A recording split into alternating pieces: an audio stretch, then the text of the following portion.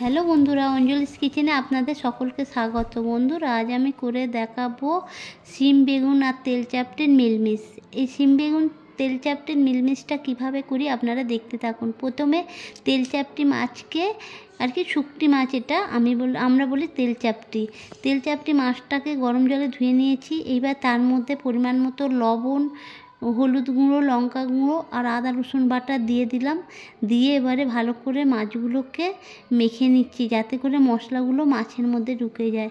তারপরে কড়াইটা উনানে বসিয়ে কিছু সরিষার তেল দিলাম, আর এই তেল চাপটি মাছটা ভালো করে ভেজে নিচ্ছি। বন্ধুরা, এক এক করে তেলের মধ্যে তেল চাপটি মাছগুলো আমি দিয়ে দিলাম বন্ধুরা, আর মশলাটা ওর মধ্যে সরিয়ে দিলাম। এরপরে এক পিঠ ভাজা হয়ে গেছে বন্ধুরা। তারপরে আমি তুলে নিচ্ছি মাছগুলোকে, এপিট ওপিট করে দিচ্ছি। এপিট ওপিট করে দিয়ে ভালো করে ভেজে নিয়ে তুলে নিলাম। তারপরে আবারও উনানে কড়াই বসিয়ে তাতে পরিমাণ মতো সরিষার তেল দিলাম। সরিষার তেল দিয়ে এবারে যে বেগুনগুলো কেটে রেখেছিলাম, শিম বেগুন কেটে রেখেছিলাম, সেইগুলো ওই গরম তেলের মধ্যে দিয়ে দিলাম বন্ধুরা। গরম তেলের মধ্যে দিয়ে ভালো করে খুন্তি দিয়ে নাড়াচাড়া করে ভাজা ভাজা করে নিচ্ছি। দেখুন বন্ধুরা, আমার ভাজা ভাজা হয়ে গেল। এবারে এক এক করে খুন্তি দিয়ে কড়াই থেকে ওই শিম বেগুন ভাজাটা তুলে নিচ্ছি বন্ধুরা।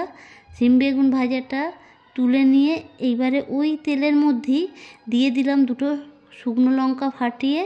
তারপরে দিয়ে দিচ্ছি বন্ধুরা গোটা জিরা। গোটা জিরা দিয়ে এইবারে একটু ভাজা ভাজা হলে পরে ওতে ছেড়ে দিচ্ছি পেঁয়াজ কুচানো।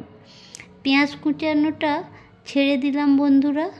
পেঁয়াজ কুচা ছেড়ে দিয়ে এইবারে খুন্তি দিয়ে নাড়াচাড়া করে দিচ্ছি। একটু ভাজা ভাজা হয়ে গেল, এর মধ্যে দিয়ে দিলাম পরিমাণ মতো লবণ দিলাম, আর দিলাম হলুদ গুঁড়ো, লঙ্কা গুঁড়ো, আর দেব আদা রসুন বাটা।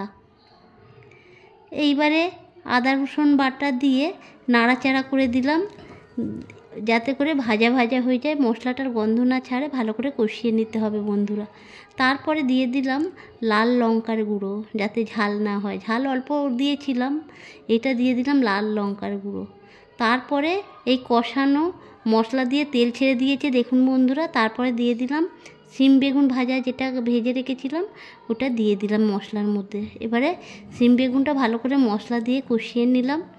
এইবারে কষিয়ে নিয়ে এর মধ্যে দিয়ে দিচ্ছি বন্ধুরা পরিমাণ মতো জল দিয়ে ভালো করে ঝোলটা আমার ফুটে উঠলো। এরপর হয়ে গেলে, হ্যাঁ, এর মধ্যে আমি তেল চাপটি মাছ ভাজাটা দিয়ে দিয়েছিলাম বন্ধুরা, ওটা দেখাতে পারে, আমায় ক্ষমা করুন। তারপরে ধনিয়া পাতা ছড়িয়ে দিয়ে আমার হয়ে গেল